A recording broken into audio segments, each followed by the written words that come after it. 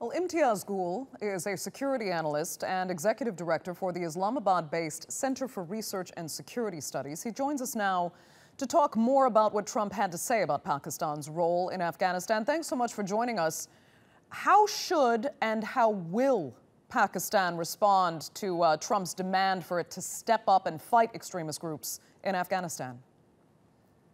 Well, I think most Pakistanis, including the security establishment, had been anticipating similar views from Donald Trump. He has been harsh against his own rivals inside the United States itself. So there was nothing really surprising. Everybody had expected that he would be upping the ante against Pakistan and that he would push for a military solution. He would try to inject and sanctify more troops for Afghanistan in order to, what he says, defeat terrorism. But I think he has chosen a path which will inject more insecurity in Afghanistan, more violence, and draw more adverse reaction from the Afghan Taliban, as well as also alarm the Pakistani security establishment, which already has aligned itself with China, Russia, Iran, and Turkey as an alternative to its partnership with the United States on the issue of Afghanistan as well as other regional issues. But then what is supposed to be done here? I mean, is there an alternative to actually trying to defeat the Taliban in Afghanistan, or should it be allowed to fester so that perhaps Pakistan can defend its interests, some say against India, on Afghan territory?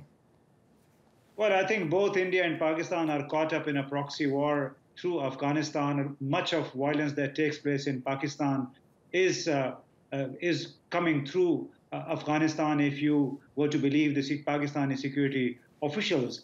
But as far as doing something for the way forward is concerned, I think Russia, China, Pakistan have all been involved in a number of initiatives, so-called regional initiatives for peace in Afghanistan. But and they also have almost similar views on how to deal with the phenomena that is called the Taliban of Afghanistan. But the United States and its allies in India and in Kabul, in Afghanistan, they think differently.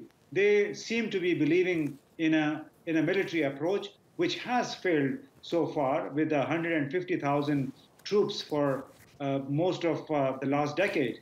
The Afghan and the American forces could not achieve much. And today, half of Afghanistan is still in an indirect control of the Taliban insurgents. To suggest that now another 4,000 plus troops will help defeat these people who Trump calls terrorists, I think is very childish, very naive. It will only fuel more conflict in Afghanistan and more, I think, volatility inside Pakistan because of Indian interests and because of Pakistan's indirect proxy war with India. Okay. Imtiaz Gul, thank you so much for sharing your analysis there from Islamabad.